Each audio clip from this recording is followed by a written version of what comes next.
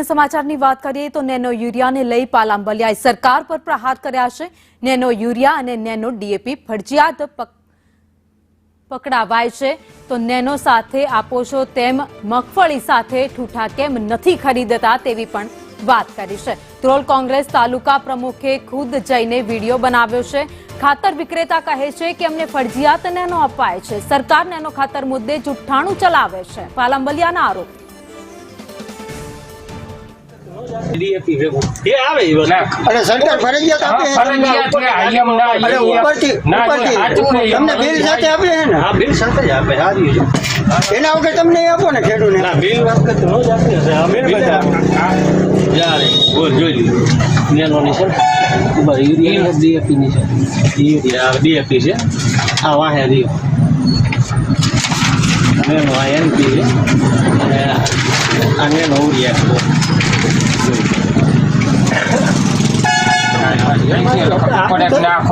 તમે nano DAP વગર ખાતર નહીં આપો ને કોઈ ખેડૂતને? નેનો વગર તો આવે ત્રણ થેલી એક ફરજિયાત આપશો ને? તમે આપી સારે આપી પછી અમને વિડીયો ઉતારી બિલ સાથે રજૂ કર્યું છે અને એમાં ખાતર વિક્રેતાઓ બહુ સ્પષ્ટ કહે છે કે અમને ઉપરથી આ ફરજિયાત આવે છે અને એમાં નેનોનું એ બિલ પણ બતાવે છે અને એવું કહેવામાં આવે છે અમને કે 3 ડીએપી ખાતરની સાથે એક નેનોની બોટલ ફરજિયાત આપવી। જો સરકાર નેનોનો પ્રચાર પ્રસાર કરવા માંગતી હોય તો આવકાર્ય છે, પણ એ ફરજિયાત ન હોય, પ્રચાર પ્રસાર ફરજિયાત ન હોય, જબરજસ્તીથી ન હોય। એ 3 ડીએપી ખાતરની સાથે એક મફતમાં નેનોની બોટલ આપો, અમે ખેડૂતો સહજ સ્વીકારી લેશું, પણ અમારી પાસેથી શા માટે પૈસા વસૂલ કરવામાં આવે છે? અને આજ મુદ્દે અમારી સાથે વાત કરવા માટે હિતેન્દ્ર પટેલ ભાજપના નેતા જોડાઈ ગયા છે। હિતેન્દ્રભાઈ, સંદેશ ન્યૂઝમાં આપનું સ્વાગત છે। કોંગ્રેસના આક્ષેપ છે કે ખેડૂતો સાથે અન્યાય થઈ રહ્યો છે, જબરદસ્તીથી ખાતર નથી લેવું તેમ છતાં પણ નેનો આપવામાં આવે છે। જો જે રીતે પાલભાઈ વાત કરતા હતા, મારો એમની સામે બિલકુલ વિરોધ નથી।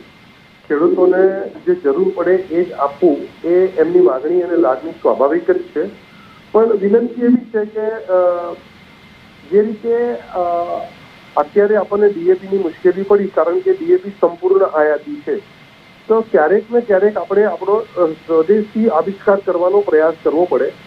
નેનો યુરિયા અને નેનો ડીએપી એવો પ્રયાસ છે કે જેથી કરીને કોઈક એવી આંતરરાષ્ટ્રીય સ્થિતિ બને, અથવા જ્યાંથી નેનો આવે છે અને જ્યાંથી યુરિયા કે ડીએપી આવે છે એ દેશ સાથેના સંબંધો ક્યાંક ને ક્યાંક આપણા કોઈ કારણસર, સરહદોની કારણસર વળશે, ત્યારે આપણા ખેડૂતોને સાવ મુશ્કેલી ના પડે એટલા માટે ઇફકોના માધ્યમથી આ આવિષ્કાર કર્યો છે। ખેડૂતોમાં કોઈ પણ નવી વસ્તુ આવે એટલે રાજ્ય સરકાર એને ઇન્ટ્રોડ્યુસ કરવા માટે, ધારો કે નવી વેરાયટી સંશોધિત થઈ હોય, ધારો કે અત્યારે ઘઉંની 451 વેરાયટી છે તો એના ઉપર 1000 રૂપિયા 40% સબસિડી આપીએ છીએ, કારણ કે એ વસ્તુ લોકોમાં જાય, એના સારા પરિણામ મળે, બીજા લોકોને થતા હોય।